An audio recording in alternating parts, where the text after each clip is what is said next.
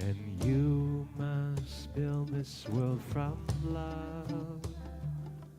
Ya-da-dai, dai-dai, ya-da-dai-dai. And if we build this world from love, ya-da-dai, dai-dai, ya-da-dai-dai, then God will build this world from love. Ya-da-dai, dai-dai, ya-da-dai-dai. Shabbos, everybody. Shabbat Shalom. Shabbat Shalom. A Freilich and Hanukkah. A Freilich and Hanukkah. Chag Urim Sameach. Happy Hanukkah. Please join us on page 6 as we welcome ourselves back into this this space that we've not been in for quite a while. And certainly there are angels here above us. And angels here amongst us. This special Shabbat, Shabbat of Hanukkah.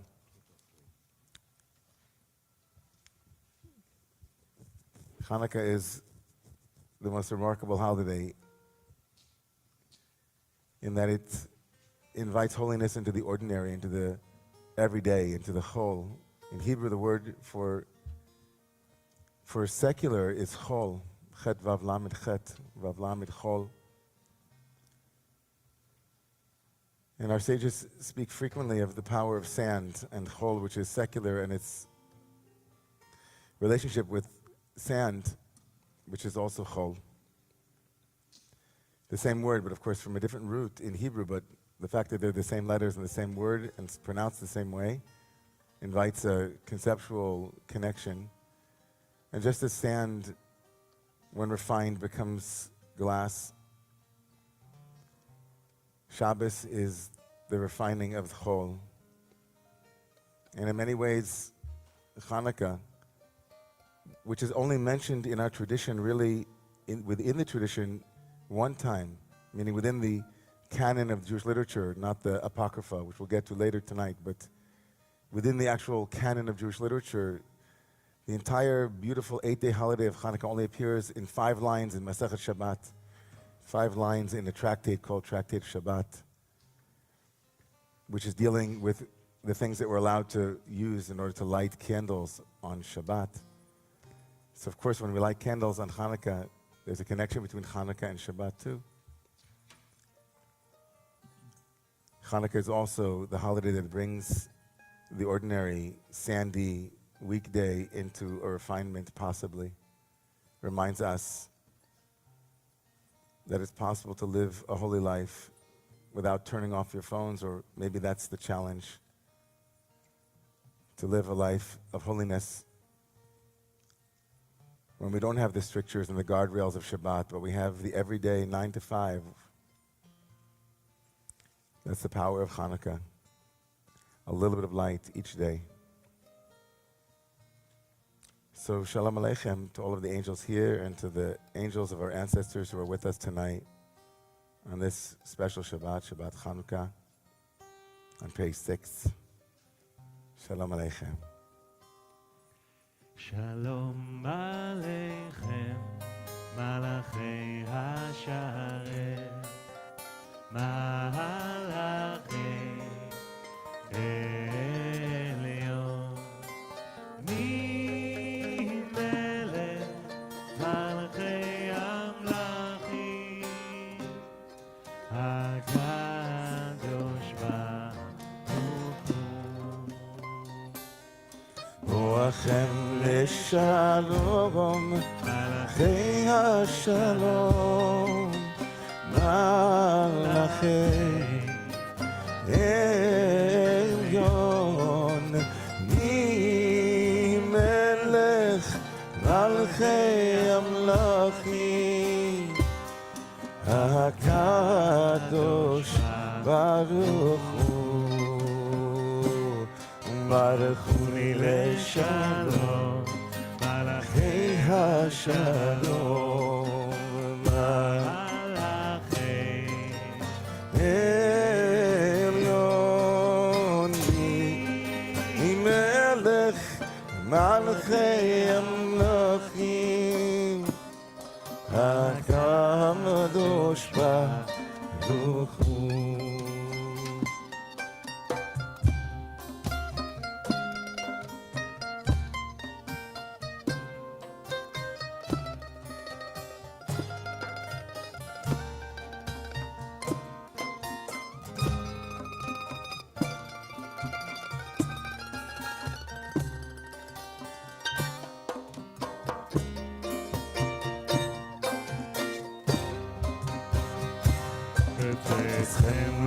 שלום, מלאכי השלום, עליון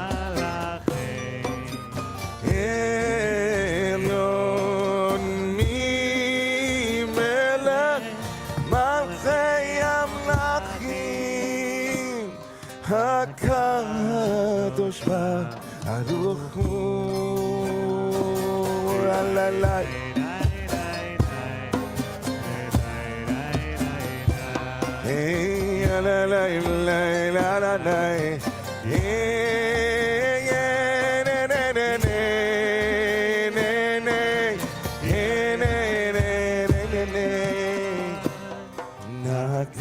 הקדוש ברוך הוא, הקדוש ברוך הוא, הקדוש ברוך הוא.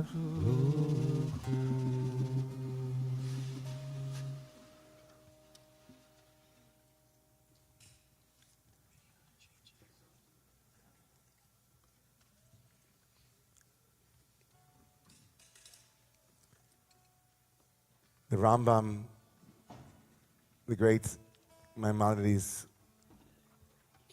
when he speaks about the mitzvah of Hanukkah, when he speaks about the holiday of Hanukkah, he writes something altogether remarkable. He says, Hanukkah is Chag Chavivin Oto, a holiday that is full of chavivut, of love. It's not like the Rambam to write that. He was a very economical writer, and many of the Meforshim and many of the commentaries ask, since when does the Rambam become a poet? When does Maimonides decide this is a holiday that has chavivut? It's almost like, what? So just imagine that Hanukkah is, in the most remarkable way, the shift of focus from a religious center somewhere far, far away to a religious center that is between you and your family, you and your loved ones. Hanukkah is itself just a way of saying that synagogue and church and mosque are all beautiful places, but the place where holiness most deeply resides is in our homes, surrounded by loved ones, surrounded by people whom we have chavivut. And so on page 8, we say, Higalena ufros chavivi alai. We say, God, can you give us some of your chavivut? Can we be chavivin to you, beloved to you? So inviting us to imagine that conversation and that request now on the hotline to God. We could use some chavivut tonight on this holiday of chavivut. Higalena. Higale, gale, gale,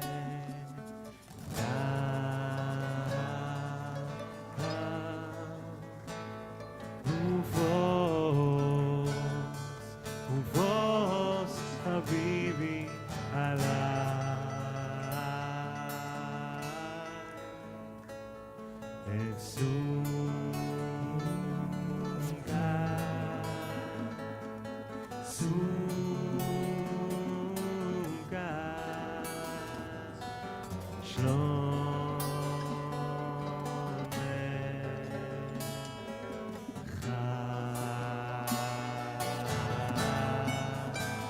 Gale, gale, gale, na.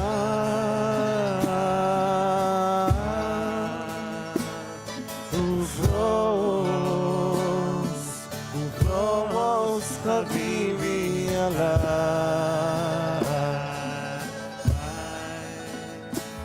It's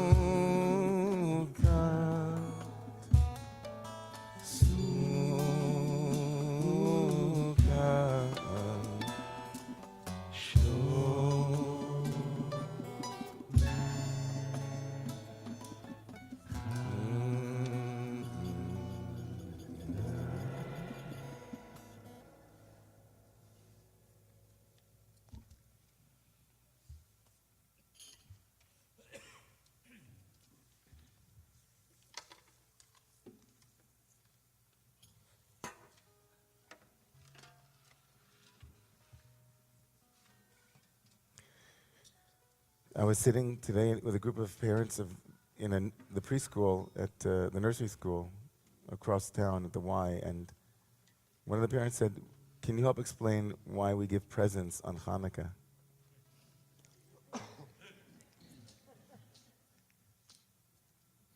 It's a really good question, right? And we know that, for the most part, it was something that we borrowed, right? We borrowed it from the culture that we're in. We wanted to fit in, and so... But there's a deeper thing about giving presents on Hanukkah. And Minhag Yisrael Kadosh, and some of the customs of our people are not just easily reduced to context and to a critical analysis of how we acculturated and accommodated, but really there's an intuition. What better way to instill in us a sense that life is a gift than to give gifts? And when people ask you, "Why are you giving me a gift?" you say, "Because I love you." Of course, that doesn't mean you have to buy the latest iPhone for them. But something about Hanukkah and the word itself, chen, Chanukah, from the word chinuch, to educate, or even the word chen, which is connected to the word chinam, to give something for free, grace. Hanukkah is a holiday of grace. And so it's trying to instill in us a sense of Todah. And if you look in the liturgy of Hanukkah, you'll see the word hoda'ah all over the place. Kiva'um lahodot ulhalel, the hodot. So yet another thing that Shabbat and Hanukkah have together, Shabbat is a day of tov lahodot.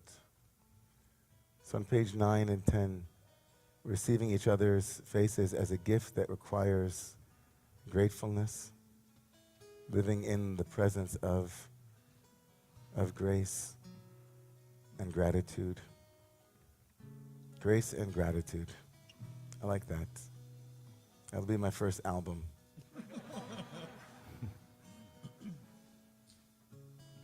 Nikadma fanav betodah, beznirot navia lo. Nekadema, Kadima. Nekadema fanav betodah. Nekadema, Nekadema.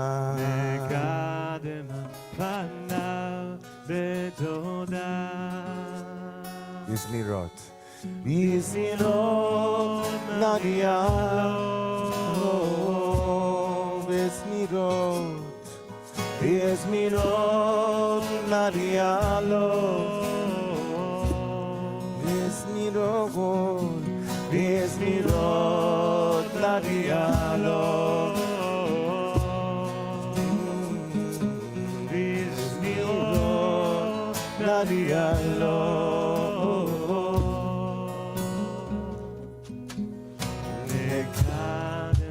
Nekadema fanav betodah. Nekadema, Nekadema fanav betodah. betodah. Bizmirot nadialo. Bizmirot nadialo. Bizmirot. Bizmirot nadialo. Bizmirot nadialo.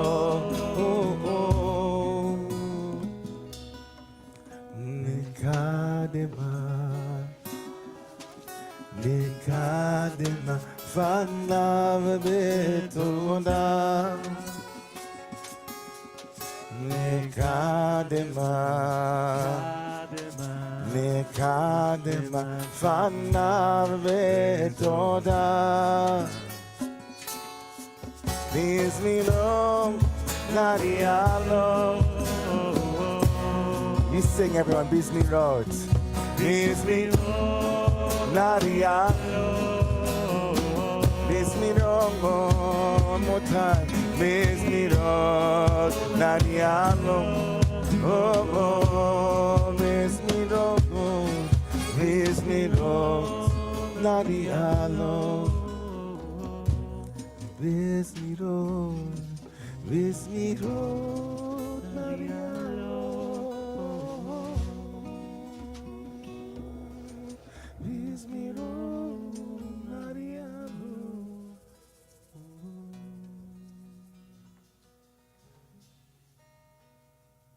Let's rise for Psalm 29 on page 20.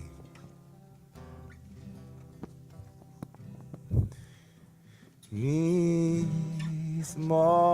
leDavid, havu l'Adonai b'nei Eli, havu l'Adonai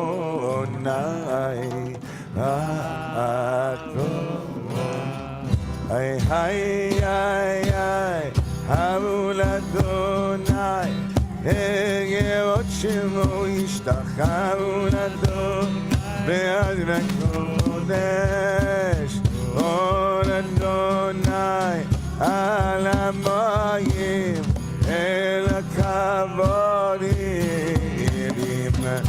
Adonai, al mayim ay,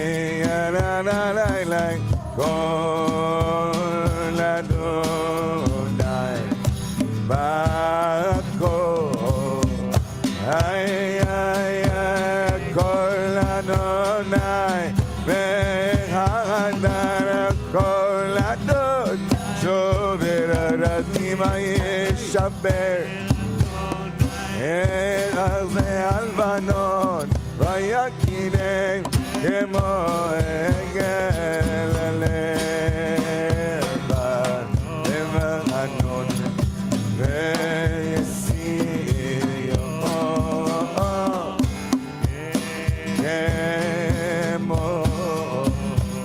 kemo venerem, ay, kol Adonai, רוצים לעבוד אש, כל אדוני יאכיל מדבר, יאכיל אדוני.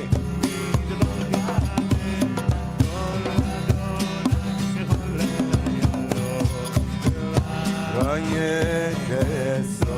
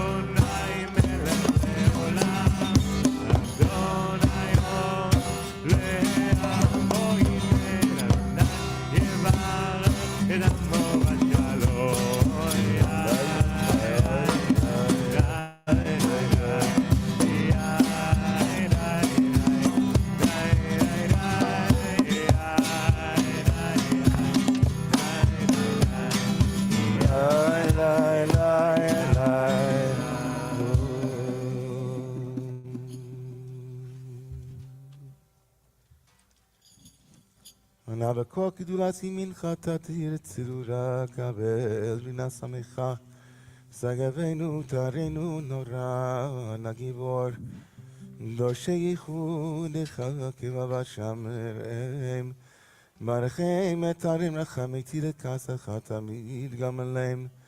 On page 22, חסין קדוש ברוב טובך, נחל עד עשיך.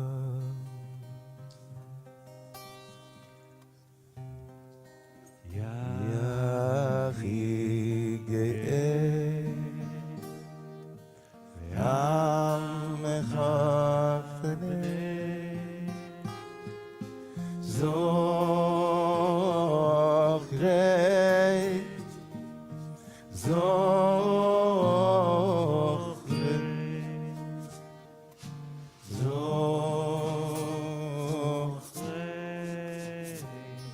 קדושתך יכי גאה לעמך פני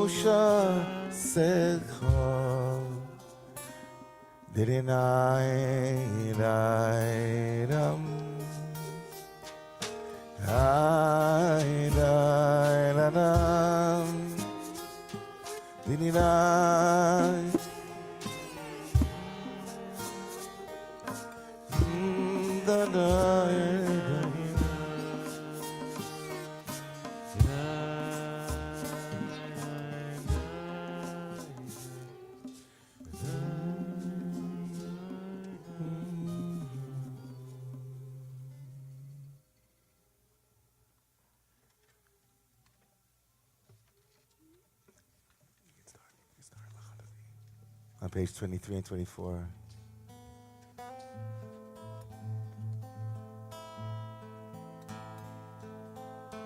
לך דודי לקראת כלה, בני שבת נקבלה. לך דודי לקראת כלה, בני שבת נקבלה. לך דודי, דודי, לך דודי לקראת כלה, בני שבת נקבלה. לך דודי לקראת כלה, בני שבת נקבלה. שמור וזכור ודיבור אחד, השמיענו אל המיוחד. אדוני אחד ושמו אחד, לשם ולתפארת לך אדוני, לך אדוני לקראת כלה, בני שבת נקבלה. לך אדוני לקראת כלה, בני שבת נקבלה. לקראת שבת לכו ונלכה, כי מקור הברכה, מראש מקדם נצוחה, סוף מעשה במחשבה תחילה.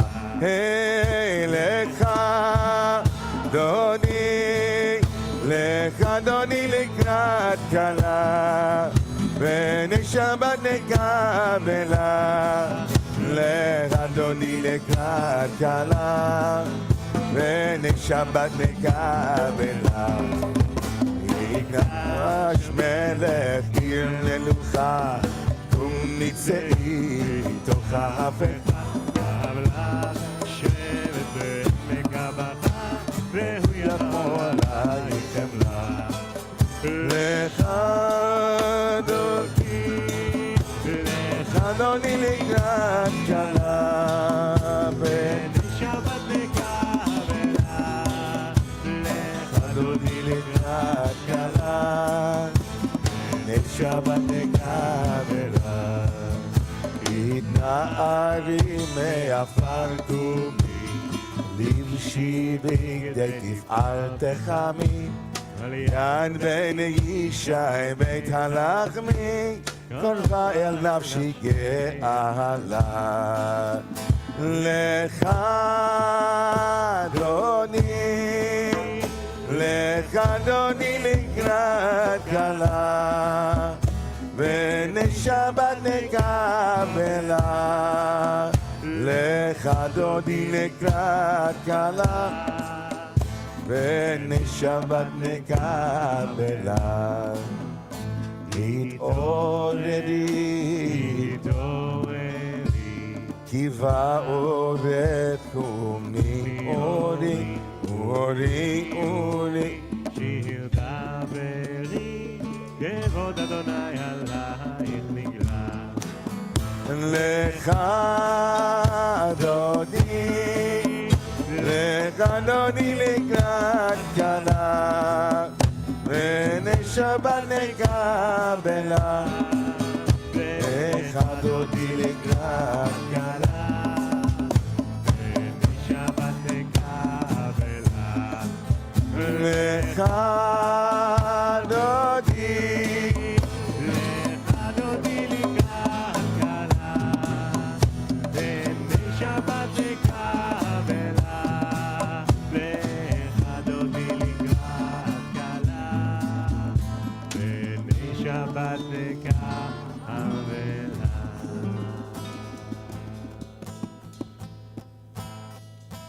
לך דודי לקראת כלה, ונשבת page 25. לך אדוני לקראת כלה, ונשבת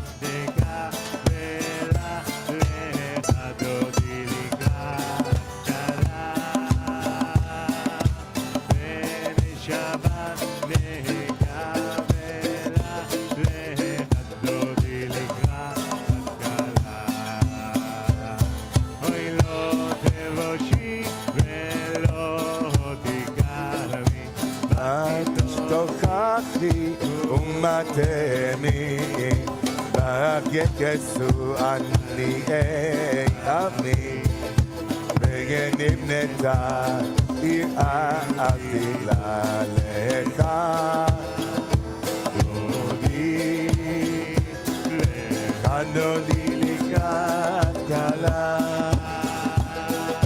ונשבת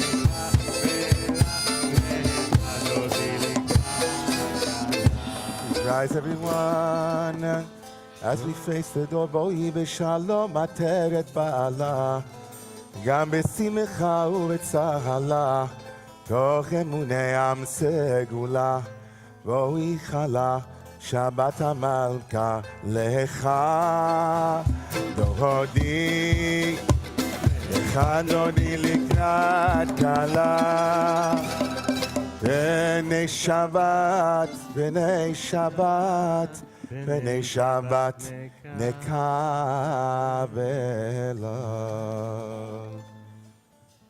As we turn to face the front of the shul, facing Yerushalayim, we invite you to turn and remain standing. Turn in your prayer books to page 113 for the prayer for healing tonight.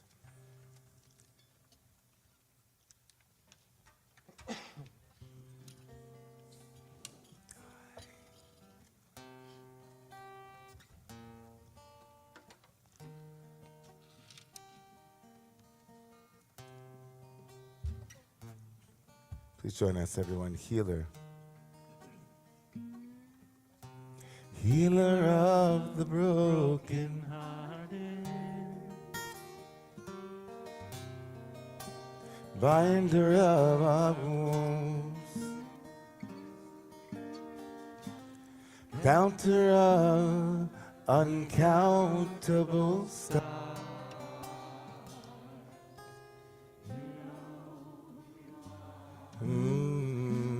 הרופא, הרופא לשבורי לב,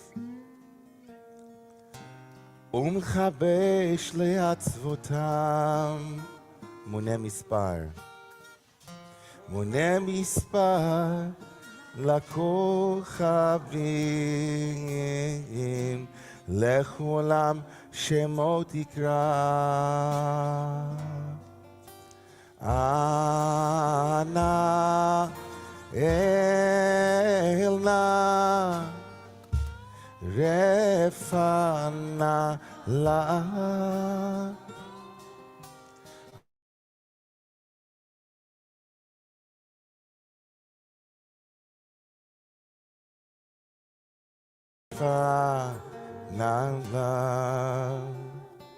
We pray for healing tonight in body, heart, mind, and spirit. Mishaberach. Lavotenu vilmotenu yivarech yirape et kol hacholim.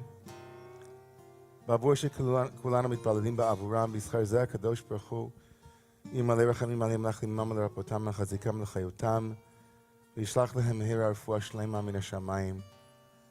Tonight in our midst, we include the broken-hearted Pamela Gross and her family and Susan. Pamela lost her sister just today. We send our love to her. Shiva information will be coming.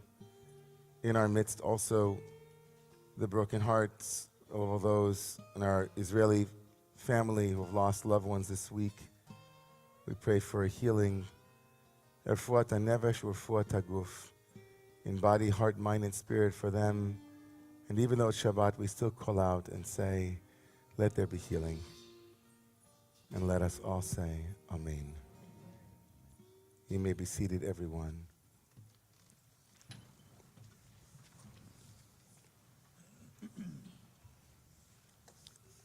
Chag Sameach, everybody. Shabbat Shalom. Shabbat Shalom. A couple of very brief announcements before we pick up again and daven Marav of the evening prayers tonight. So our announcements, of course, as I said, tonight is Shabbat Hanukkah. Hanukkah. You guys hanging out here? Are you making the announcements? Should I just follow you guys and just? You want to follow me? Okay, we're gonna do the announcements together. Ready? No, that's okay. I know it's her fault. He blamed her. It's not my fault. It's her fault. Haisha shenatatali. You know the woman that you gave me from the fruit. It's not my fault. Okay. Our Hanukkah celebration tonight is, if you're registered, we are sold out. Join us for dinner across the street after services. If you did not register, unfortunately, we are full. You can still come and try to get in if there's any seats if people haven't shown up. But check with Eden. Where's Eden? Right Eden, check with Eden after services to confirm if there's any room. We're having intergenerational Hanukkah celebration for the kids and kid and all of us. That's Sunday at 5 p.m. across the street. There'll be crafts for all ages and Hanukkah Torah teaching. And bring your Chanukiah, BYOC, bring your own Chanukiah. And advanced registration is requested but not required. You can also join us online at 5:45 on Sunday for teaching and the communal candle lighting. This Tuesday at Park Avenue Synagogue on the Upper East Side, we'll have a night of light concert, which will bring together different faith communities from across New York City, an interfaith Hanukkah celebration this coming Tuesday night at Park Avenue Synagogue. Our next community food pantry distribution date is December 17th. Volunteers are welcome. We heard that it was incredible, by the way, the first one. We've also continuing to collect winter outerwear that are in excellent condition. If you have coats or things that you're not using this winter, please bring them across the street. And the final session of the Israel Lit Book Group, it's Israel Literature, but Israel Lit Book Group is December 14th. They'll be discussing How to Love Your Daughter by Hila Blum. Tomorrow morning, am I approximating the most boring rabbi president of like a suburban synagogue giving the announcements? Did anybody get that? I just found myself in the middle of the announcements just going, wow, I feel like I'm like Rabbi Wolf from Great Neck when I was growing up. The Sisterhood Kaddish will be across the street. My shoulders are also up near my ears. I'm like, what's happening here? Okay. Tomorrow morning, we have a bar mitzvah boy. A bar mitzvah boy. Paul is going to be bar mitzvahing tomorrow morning. I know, he looks just 13. It's amazing. Baruch Hashem, you're going to be with us tomorrow. You've worked hard, and there's all kinds of really beautiful reasons why tomorrow is a very special day for you, which you'll share with people tomorrow, which we're looking forward to. That'll be amazing for all of your hard work. Anybody here for the first time, please stand up so we can just say hello. All right. First-timers. All right. All right. Thank you, Glenn, for that drum roll. That's all we need. Usually it used to be that we would come and ask each person where they're from, and it would take us a long time, and it would be very funny. But we're sparing you that. In the aftermath of October 7th, we've been just asking people, where they are and what you're feeling. So we're going to invite you to please rise and just, if people feel comfortable, you can give us a word or two about where you are this week. And if you want to keep it to yourselves, that's also cool. Just please rise for the evening prayers at this moment on page 31 and page 32.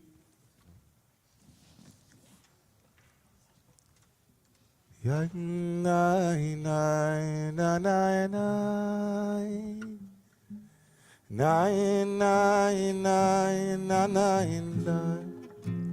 know what? Do the key that you were originally going to do it in. Was that the key? It was close.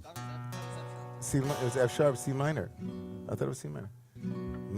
Die, die, da, die, die. I die, die, da, die. I die, die, da, die. Bye, bye. Na na na na, oh na na na na. Ya na na na na na na. Ya na na na na na.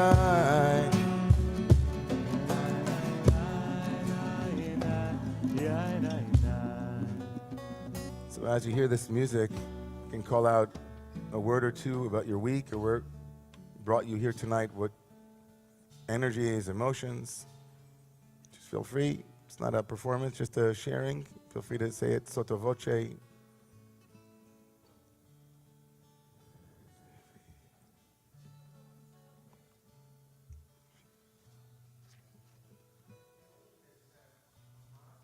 Okay, Ed, I'm asking for one word or two. Not a soliloquy, not an opportunity to get onto a soapbox. I have the only soapbox in this shul.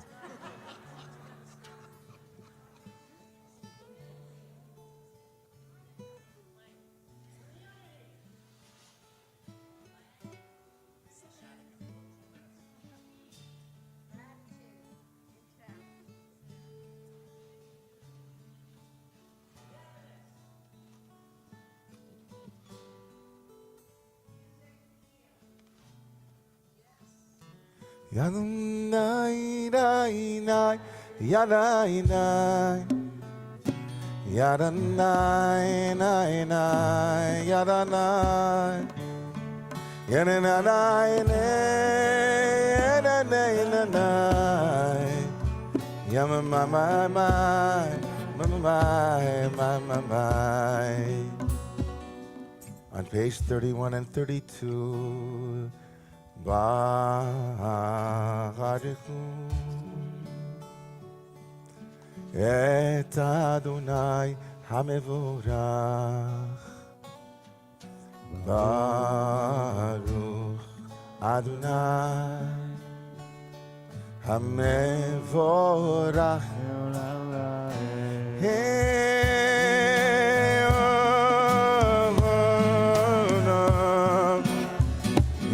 My, my, my, my, my, my.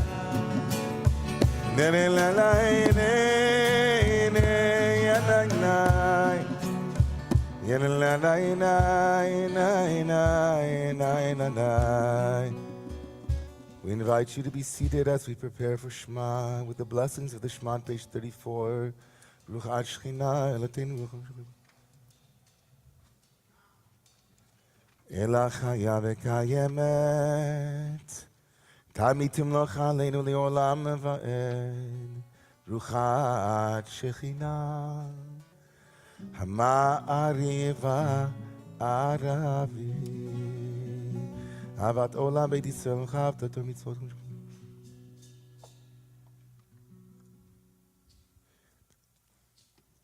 V'yahavatecha. On page 36, Al Tosim Imenu Le'olamim.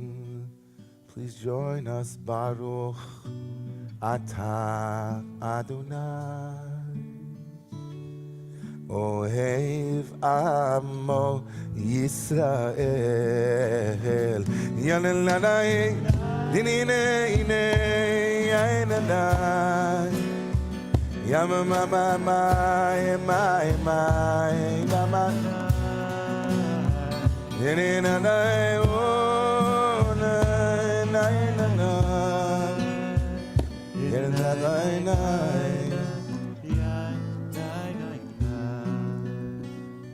On page 37 and 38, let's prepare to say Shema loudly and clearly together.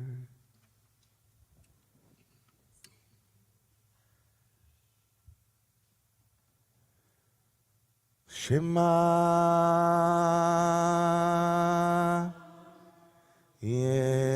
Yisrael Adonai Eloheinu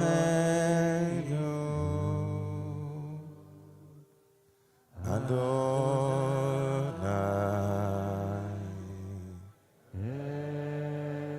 Echad.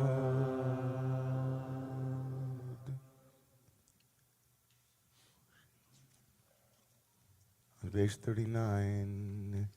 V'yohavta et Adonai Elohecha b'chol levavecha u'b'chol nafshecha u'b'chol meodecha v'hayu hadvarim ha'ele asher anochi mitzavecha hayom al levavecha v'shinatam levanecha v'dibarta bam b'shivnecha ובלכתך ובדרך ובשכבך ובקומך וקשרתם להיות על ידיך והיו לטוטפות בין עיניך וכתבתם על מזוזות ביתך ובישעריך.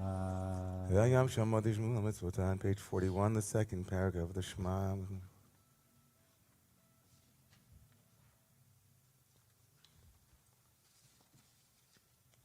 Page 43, Vayomer Adonai Moshe Lemor, Daber el bnei Yisrael v'marta li Yisrael mitzitzin.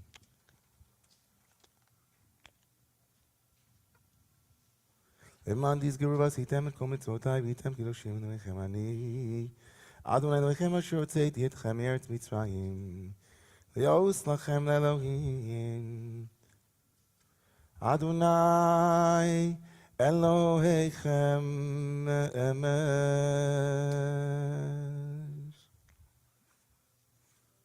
Hayal nefran mitzvah nam shalem gum lechoy venafshino se mashachit mishum. Hamak bi evrato kol bicharim mitzvah yotzei yisrael b'tocham. On page 47 and 48, Uvani met Purato, Shebechvel to the Shma Makus of Ratson, Kivu Alehem, Moshe Umiriam, Uvana Yisrael, Lecha Nushiram, Besimcha Dabam, Ve'ameruchu Lam.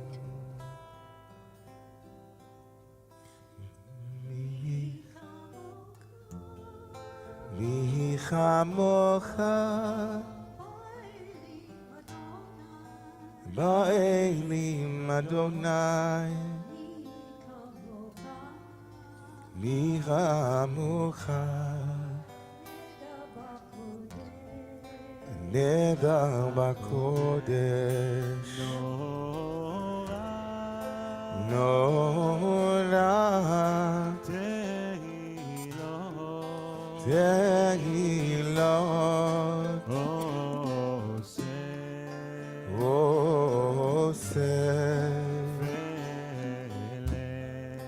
Fele Malchutecha La'uvanecha Bokei Yam Lifnei Moshe u'Miriam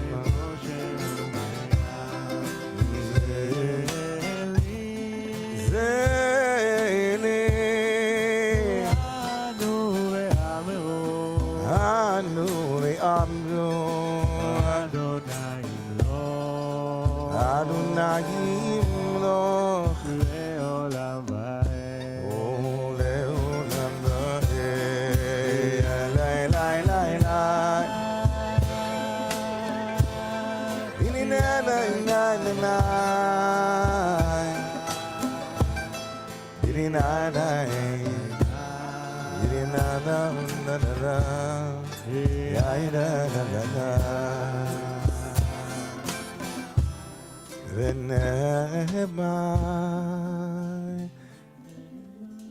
Kivan l'Adonai Yaakov Elad miyad chazak mimenu baruch Ata Adonai Goal Yisrael.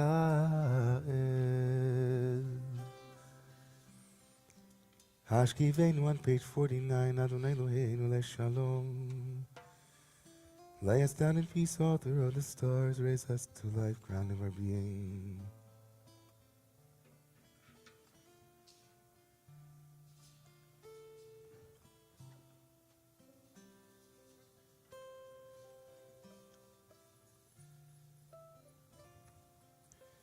ושמו תעשינו ואין לחיים לשון יתב יד עולם ופרוס עלינו סוכת שלומך ברוך אתה אדוני הפורש סוכת שלום עלינו ועל כל עמו ישראל ועל כל יושבי תבל ועל ירושלים. Please rise for Vishamru on page 51. Vishamru b'nei Yisrael et ha-Shabbat לעשות את השבת לדורותם. בני ובני ישראל אור לעולם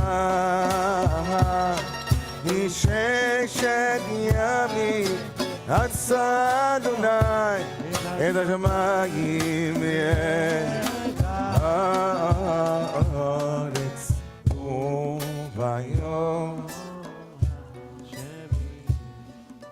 Shabbat v'hayina.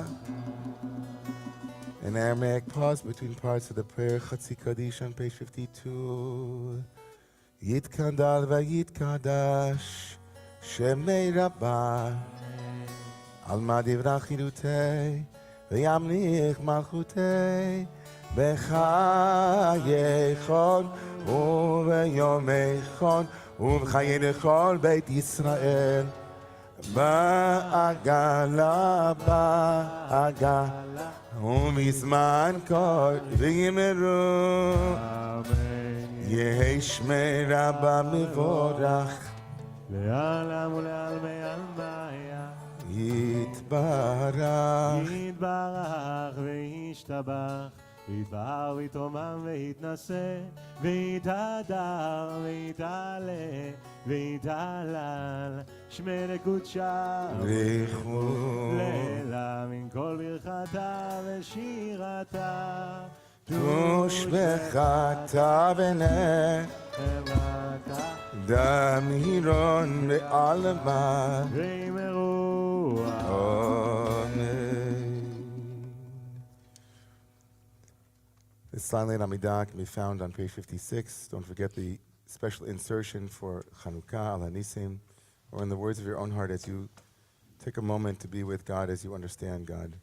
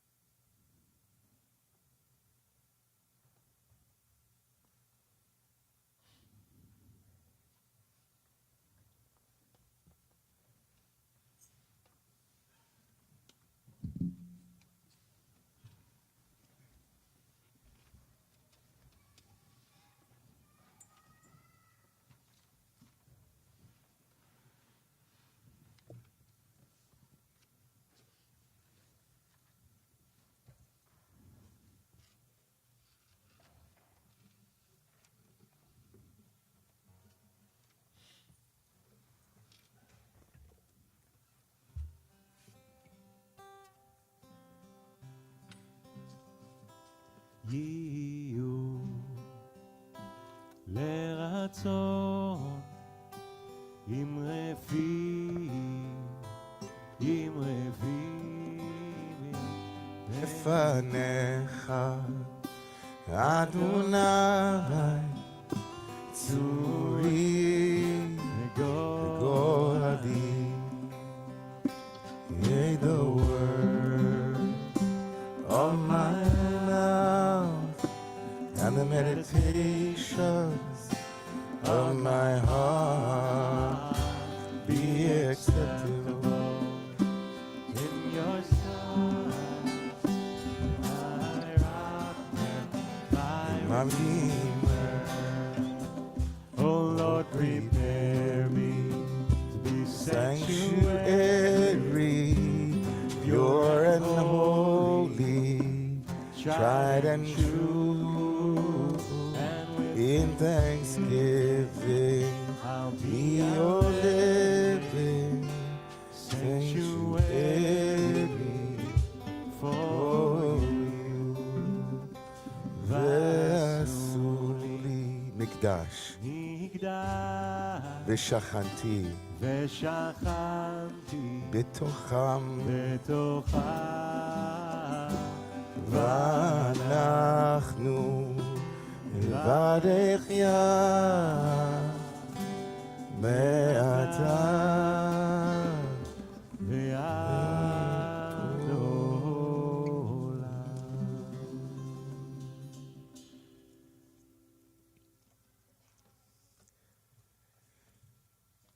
A couple things before I start. I'd like to invite everybody to please check your phone right now to make sure that it's on silence or off, ideally.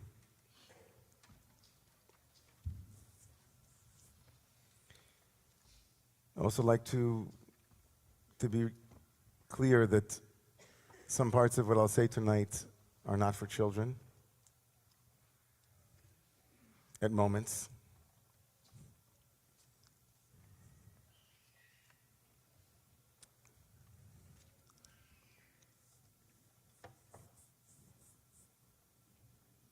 Perhaps many of you have heard about the unique relationship between women and Passover.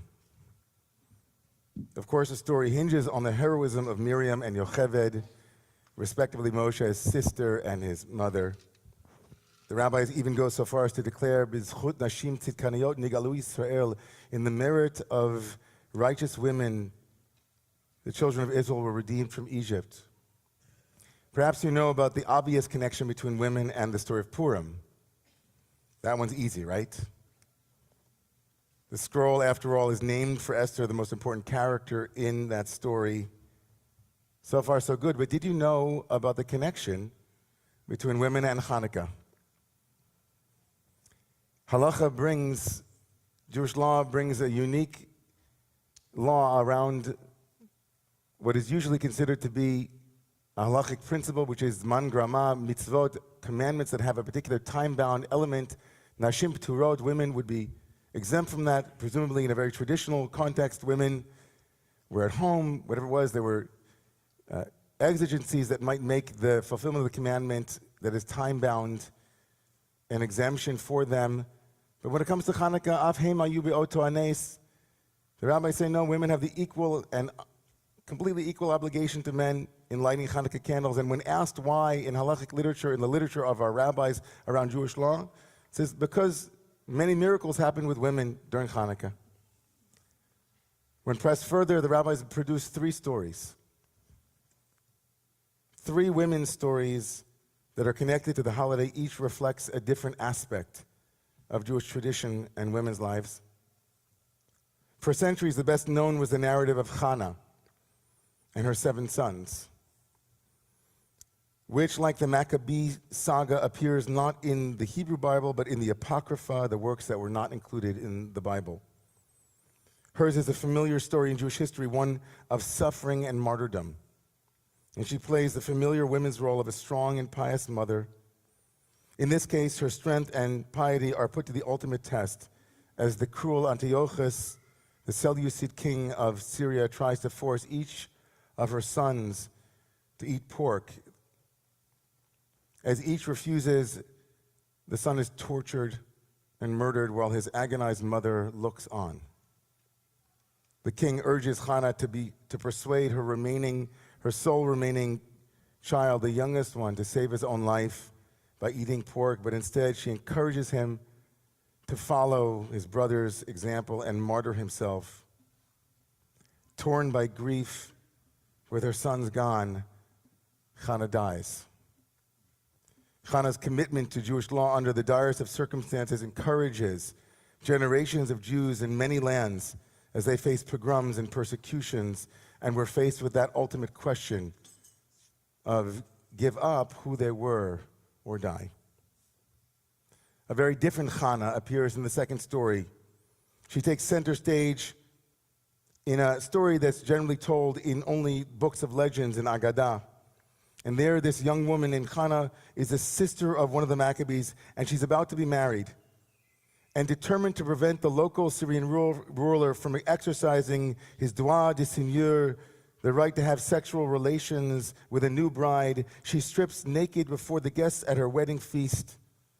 And when her brothers threaten to kill her because of her shameful behavior, she demands that they save the honor of all Jewish women by fighting the Syrians. And as the tale goes, her action sparks a rebellion. This second Chana story tells the story of a passive, fawning Jewish leadership who have been passively and quietly allowing their own sisters and mothers to be violated until Chana's courage stirs them from their moral slumber. And then there is the story of Yehudit, of Judith. In this last narrative, Holofernes, an Assyrian general, sets out to conquer Judea, but is stopped by the people of Bethulia, possibly Jerusalem. He besieges the city, and worn down by hunger and thirst, the elders decide to surrender. And then Yehudit enters the story. The beautiful widow berates the leaders for their lack of faith and devises her own plan, taking her maid and a sack of food to eat because she observes kashrut. She talks her way into Holofernes' camp, and there she convinces the general that she deserted her people, and by praying to God, she can bring him victory. And for 3 days, she leaves in the nighttime to pray and returns in the morning, accustoming the guards to her coming and going. And on the 4th day, Holofernes gives a banquet in her honor. Overcome by lust and planning to seduce her, he dismisses his servants and then drinks himself into a stupor. Judith grabs a sword and kills Holofernes. This last story speaks not of the spiritual power to withstand assimilation and accommodation. This last story speaks not of inspiring others to take up the rebellion, but this last story speaks of this powerful, remarkable woman's ability to recognize what was needed in the moment and to be herself that example. This Hanukkah, a mere 2 months after mothers like Chana watched their children slaughtered before their eyes, and the world watched silently as Jewish women, like the second Chana, were sexually violated in ways that we cannot imagine. We were witness this week to women like Yehudit, whose bravery inspired us all. 3 women, 2 of them my own nieces, and one, the remarkable mother of a fallen Israeli soldier, delivered clear and unambiguous moral messages to fellow Jews and to the West that stood in extreme contrast to the moral confusion of 3 bastions of higher education. Those institutions, remarkably represented by 3 women, those represented were Harvard's President Claudine Gay, Penn's President Liz McGill, and MIT's President Sally Kornbluth, who, when questioned about whether calling for the genocide of Jews would violate their school's codes of conduct related to bullying and harassment, spoke about context dependency and other mealy-mouthed responses delivered with absolutely no emotion or empathy for Jewish students who feel vulnerable and exposed.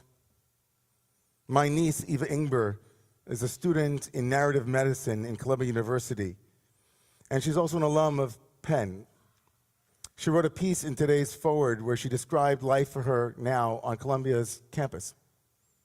In one of her classes, they had been discussing W.E. Sebald's award-winning fictional Holocaust novel, Austerlitz. That discussion had gone on for 3 weeks, and then they had been given guidelines for a presentation to bring art or media that thematically connected to the discussion at hand, the Holocaust. And so Eva did a presentation on clips from the film Shoah, Claude Lanzmann's 9-hour documentary about the Holocaust. The clips she showed featured harrowing testimony from Philip Muller about his unfathomable experience as a Sonderkommando, a gas chamber attendant at Auschwitz. And she, my niece, as the granddaughter of Holocaust survivors, felt that that material was particularly relevant and important for the class, so she brought it to them. She brought it because she was sitting with peers who had not grown up like she had with a robust Holocaust curricula in Jewish day schools. She felt an obligation to share survivor testimonies, to share their horrors, so that others could help the world never forget.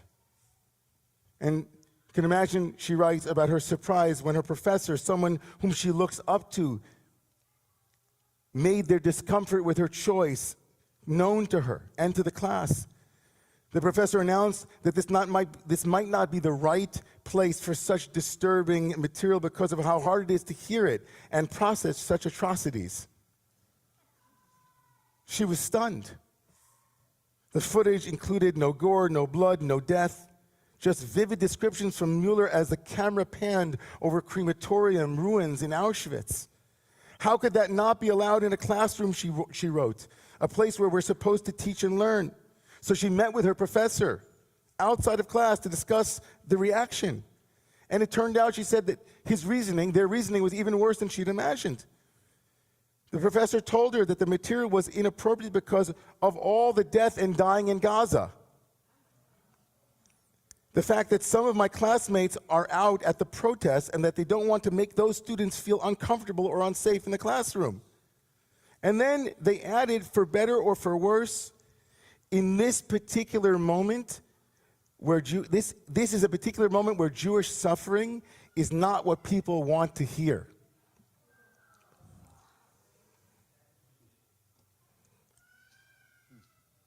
My niece wrote, President McGill's blubbering, context-dependent answer felt rooted in the same logic as that of my professor. Both responses reflect a fear of making other people uncomfortable and a fear of not leaving enough space for all perspectives to safely dwell in an academic setting, even when those perspectives are truly genocidal. Eva's younger sister, Bella, is a junior at NYU, and she was physically assaulted by a pro-Palestinian protester in the NYU library while security guards stood by and watched. She's a tough, amazing kid, and eloquent and sharp and self-possessed and remarkable, both of them, Eva and Bella. And Bella spoke in Washington, D.C. this past week and said these powerful words flanked by congressmen and women. What is it like to be a Jew on NYU's campus, she asked. It's going to Booth's library to study and being interrupted by unauthorized protests, where students and faculty call for a globalized intifada revolution, an incitement to violence against Jews everywhere, and a call for the annihilation of the Jewish state and my friends and family who live there. Being a Jew at NYU, she wrote, is being surrounded by students and faculty who support the murder and kidnapping of Jews because, after all, as they say, resistance is justified when people are occupied. It's being surrounded by social justice warriors and self-proclaimed feminists whose calls for justice end abruptly when the rape victims are Jews. Being a Jew at NYU has meant being physically assaulted in NYU's library by a fellow student because she was wearing an American-Israeli flag and having my attacker still roam freely throughout the campus. Being a Jew at NYU is experiencing how diversity, equity, and inclusion is not a value that NYU extends to its Jewish students. She goes on to say, powerfully, today in 2023, at NYU, I hear calls to gas the Jews, and I am told that Hitler was right. She goes on to say, I am a proud Jew and I'm a proud Zionist. I am the granddaughter of Holocaust survivors, and we are not going anywhere. Anti-Semitism and the support for terror should have no home at NYU or any other college campus. We made the promise of never again, and never again is now. We are waking up, friends, to a world that is in the throes of a collective psychosis. The writing was on the wall for years before October 7th, but it wasn't about the failures to find a solution to the problem of 1967. It was always about 1948 and Israel's right to self-determination. We in the West must be brutally honest about a basic truth. Ideologies that have a kernel of truth when touching Jews are refracted yet again by Jewish hatred. There is no ideology, no matter how brilliant, no matter how just, no matter how insightful it is, that once refracted through whether or not it applies to Jews, remains the same. This is a truth that we are waking up to. That in the aftermath of October 7th, October 8th, and 9th are the most devastating for our own worldviews. When people in the world were silent, and Thomas Friedman and others penned for us, don't do anything, Israel, lest you lose the sympathies of the world, because after all, the world loves dead Jews. The last woman who spoke this week and brought me to tears was the mother of a remarkable soldier named Ben Zussman, a family that moved to Israel years ago from America and became a part of the world of Jerusalem and the world of those who knew this family know that it's a remarkable family, the Zussman family. And so Ben Zussman, who was 22 years old, his mother stood up and began to talk about Yaled Chalom Hayali. I had a dream child, she said. Everybody loved him. She said that she was afraid to leave him in a room with like inanimate objects because she thought he'd become friends with all of the inanimate objects. He was so friendly and so beloved. Loved ping pong and loved Israel. And she wrote this. She wrote, "We will prevail. We don't have any other option. We are a people that values life, not like our vile and wretched enemy, cowards, Nazis and their allies who sanctify death. We will live. We will prosper and we will build, and our leaders must be worthy of us," she said, "of the Israeli spirit that pulsates within each and every one of us, of the Israeli spirit that pulsates within our amazing chayalim, our amazing soldiers." There was a Rebbe that many of you know I've spoken about in this shul many, many times before. His name was Rav Klonomas Kalman Shapira. He was the Rebbe of the Warsaw Ghetto, and before the war, he was the Rebbe in Piazetzner. And we have a living testimonial of what it was like for him to try to be a rabbi in the Warsaw Ghetto during the most unimaginably brutal time. And in 1940, on this Shabbat, the Shabbat of Parshat Yeshev, by Yeshev, he gave a sermon that I taught this week in my Chassidut class. The Rebbe began by talking about silence, that there is a silence, he says, that is so exalted. It's a silence where there is so many words to say, but we can't find the right word because the words feel that they would limit the beauty and the transcendence and the sublimity that we've seen. That's a type of silence called charisha or cheresh. Azor lashovtim bayom hashvi becharish. Give help to those who on Shabbat are silent because of the beauty of Shabbat. They can't find the words. And then the Rebbe went on to say that there's a different kind of silence called ilmut, aleph lamed mem. Aleph lamed mem. He said that silence is not a silence of presence where we have too many feelings to fit into language, but a silence that is born of the inability to even find language. And he said here in the Warsaw Ghetto, when day after day we're experiencing ilmut, right? We can't speak, we can't believe it. He said, after so many moments of disbelief, one decides to become silent, not because one couldn't find the words, but one doesn't believe they matter. One doesn't believe that language matters in that moment. And then he said, and he pointed to this week's Torah portion. In the dream of Yosef, in the dream of Joseph, Joseph talks about sheaves of wheat. Remember that, everybody? He comes to the brothers and says, we have sheaves of wheat. Hinei anachnu almim alumim. We are almim alumim. We are making sheaves. And the word in Hebrew for sheave is also the same word as elaim, to be mute. They're exactly the same word, but they're not from the same root. And he says, allegorically, Joseph came to the brothers and he said, behold, we are finding ourselves without language. Hinei anachnu almim alumim. We have become mute. We're afraid, especially, I find it a bit funny when rabbis in the liberal world talk about how hard it is to talk in critique of Israel. I find the opposite experience to be true.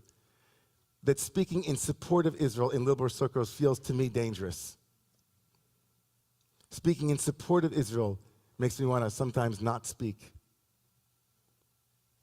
And so the Rebbe said, Hinei anachnu almim alumim. Behold, we are sheaving sheaves. We're muted. We don't have language. But then Joseph says, but my sheave stood up.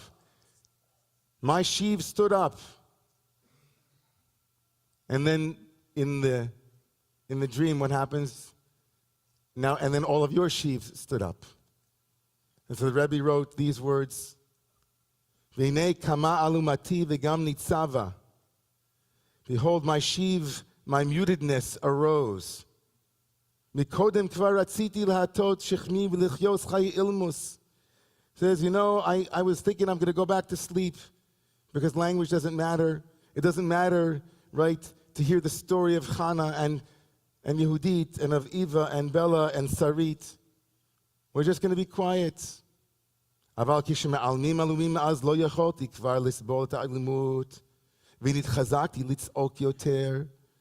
But when I saw that the silence was becoming so painful, I decided I would arouse myself and scream out and break the ilmut.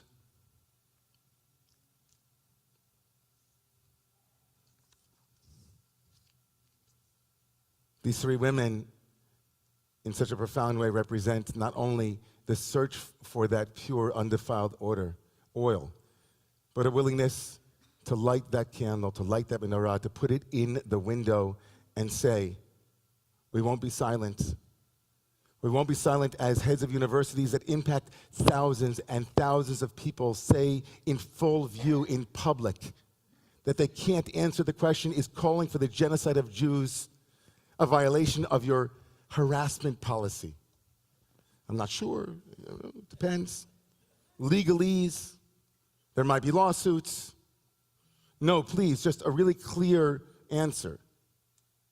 To live in a world where we are being accused of genocide and those who are calling for genocide are not called out. It's crazy making.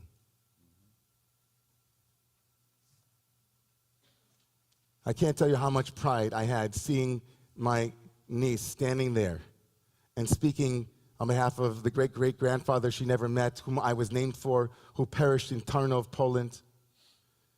And it all began with people being able to say, oh, it's context dependent. It's context dependent. Professors saying to my niece in Columbia University, oh, the Holocaust? We don't have any space now for Jewish suffering.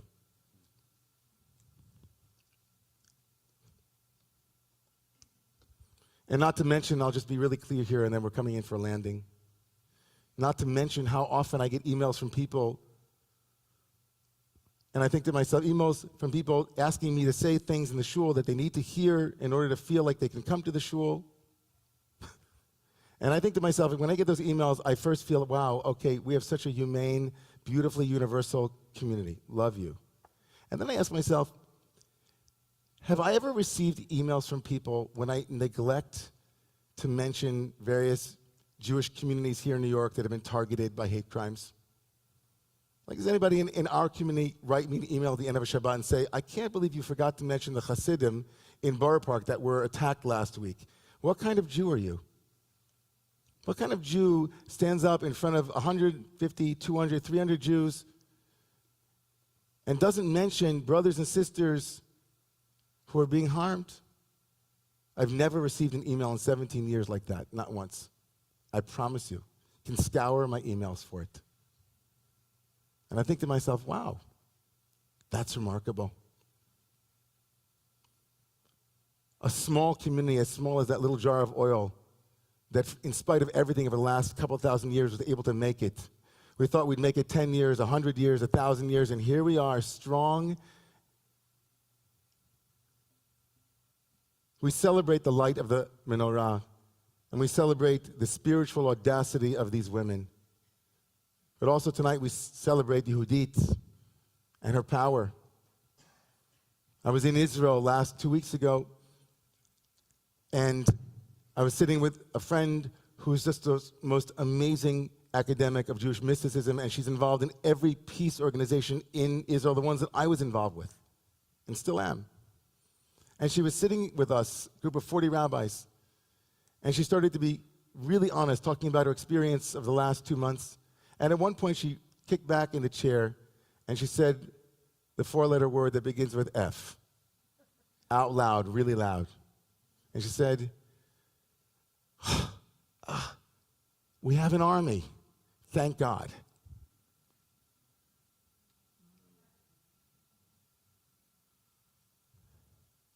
I shudder to think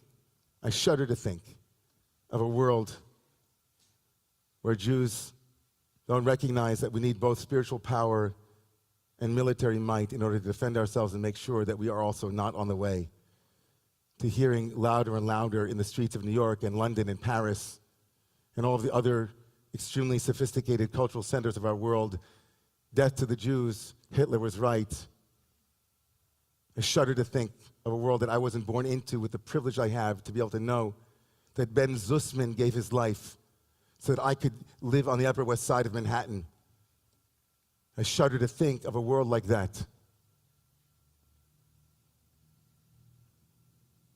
Af heina yubi otar nes. Those women showed us the way.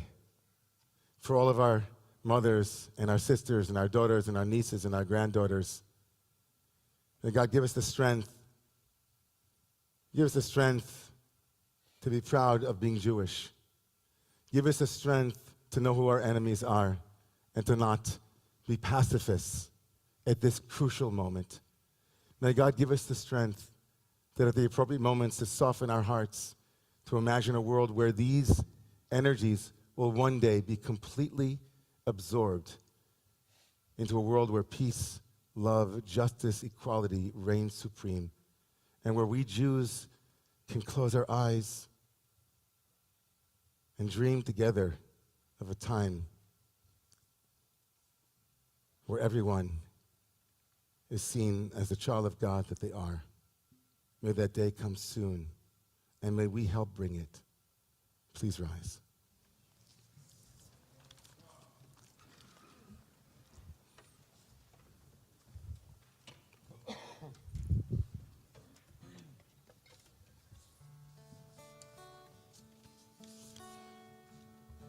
On page 78 on the bottom of the page, call and respond. Ve'hashevota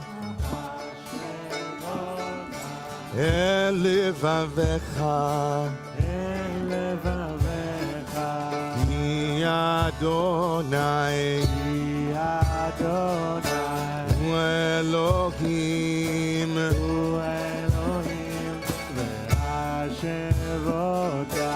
Hashem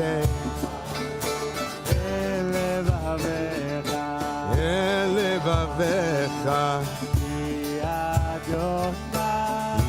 Adonai Hu Elohim V'nemar V'haya Adonai lemelech Bayom Ahu ביום ההוא יהיה אדוני ושמו ושמו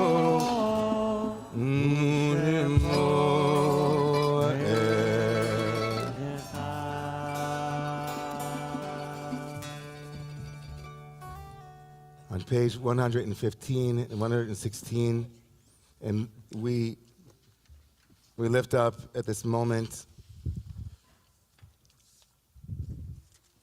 those in our community who are remembering a loved one. Please say the names of loved ones as we move through the room from the side towards the left. Say the name of a loved one you're remembering as we go across. My mother, Lisa Shapiro, her 10th yard site. My grandmother, Marjorie Cohen Haley, her yard site.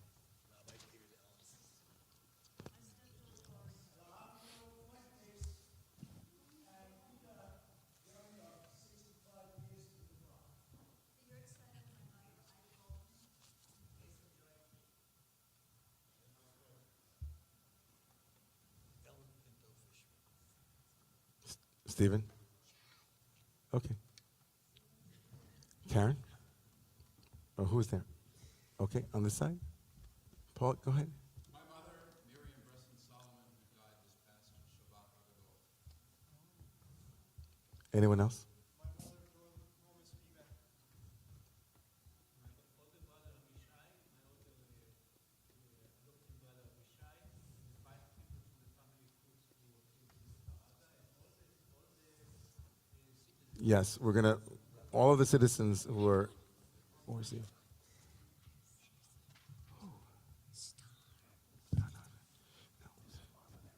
Yeah, go ahead.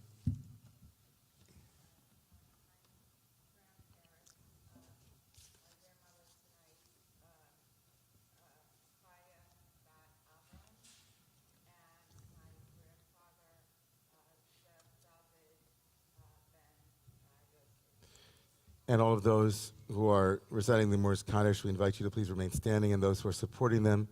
We also lift up the memory of Neri Asher from Yavne, Ben Zusman from Yerushalayim, and Binyamin Ben Yehoshua as well, who were chayalim amongst all of those who are being remembered tonight, as well as Pamela Gross's sister, who also passed away today. The Morris Kaddish can be found on page 115 and 116. יתגדל ויתקדש שמי רבה, וילמד יברח חירותי וימליך מלכותי, וחייכון ויומכון וחיי דכל בית ישראל, בעגלה ובזמן קריב אמרו אמן, יהי שמי רבה מבורך לעולם ולמי עלמיה, יתברך וישתבח ויתפאר ויתרומם ויתנשא, ויתהדר ויתעלה ויתעלה על שמי דקודשה בריחו, לעילה מן כל ברכתה ושירתה, תושבחתה ונחמתה, דאמירן בעלמה ואמרו, יהי שלום רבה מן שמיה וחיים עלינו ועל כל ישראל, ואמרו, עושה שלום ממרומיו, ויעשה שלום עלינו ועל כל ישראל, ועל כל יושבי תבל, ואמרו, Amen. Please remain standing.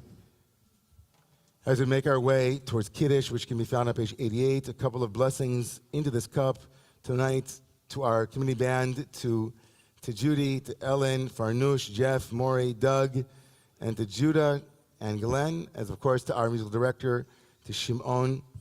I also want to let everybody know, again, across the street will be the Hanukkah dinner as well.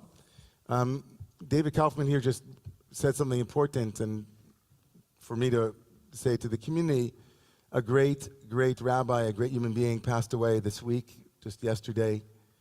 Rabbi David Ellenson, of blessed memory, was one of the great, great combinations of heart and mind the Jewish people have produced in hundreds of years. He was a mamish mensch. He was an unbelievably humane and just good human being. Grew up in an Orthodox home and spread his wings and flew away from that particular upbringing and became the head of HUC's rabbinical school, and many, many who were mentored by Rabbi Ellenson recount his generosity, his honesty, his sweetness, his absolute critical mind and academic excellence. He wrote prolifically. And I can honestly say, as somebody who grew up in the Orthodox world and as somebody who studied in Orthodox yeshivot, of all the people that I used to love hearing teach a class, you know, it was very uncommon sometimes to find that in other movements, kind of a particular ability to probe, you know, responsa and other elements, and David was remarkable in that way. His funeral, which I imagine will be completely overflowing, will be 11 o'clock this coming Sunday at Congregation Rodef Shalom on 83rd Street. It's a particularly powerful expression of our solidarity, right? When a Gadol B'Yisrael passes away, when somebody who's great amongst the Jewish people passes away, to attend that funeral or to attend that levaya is a very big deal. It's a big mitzvah. And just praying that Jackie and the whole family are comforted by all of those who love them. And may his soul have an aliyah, may be, you know, free and find comfort amongst all of the other neshamot this Shabbat. On page 88, everybody. Yom HaShishi Vayechulu HaShamayim V'Haaretz V'chol Tzivam Vayichal Elohim Bayom HaShvi'i Melachto Asher Asa Vayishbot Bayom HaShvi'i V'kol Melachto Asher Asa Vayivarech Elohim Et Yom HaShvi'i Vayikadesh Oto Ki vo shavat mikom melachto Asher bara Elohim la'asot. Sabri, say Sabri. Chaim. Baruch atah.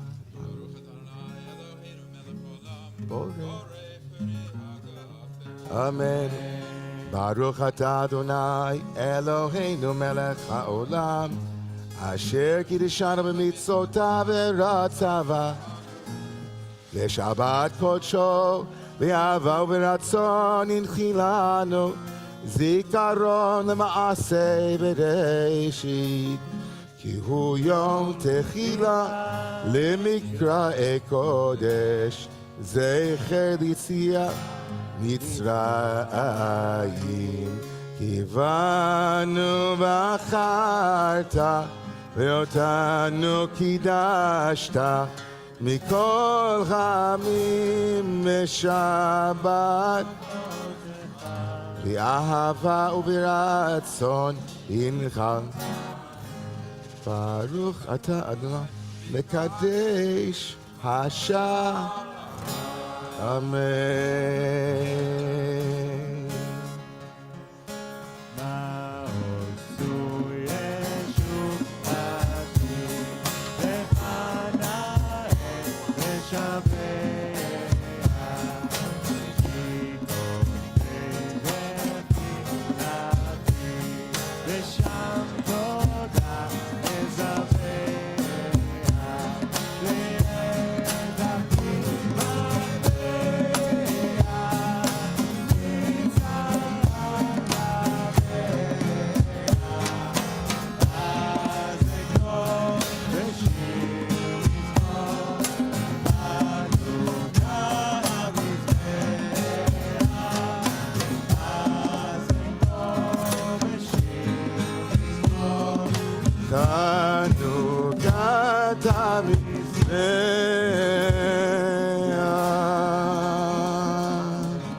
Shabbat Shalom, everybody. Shabbos, Shabbat Shalom. All right, brother.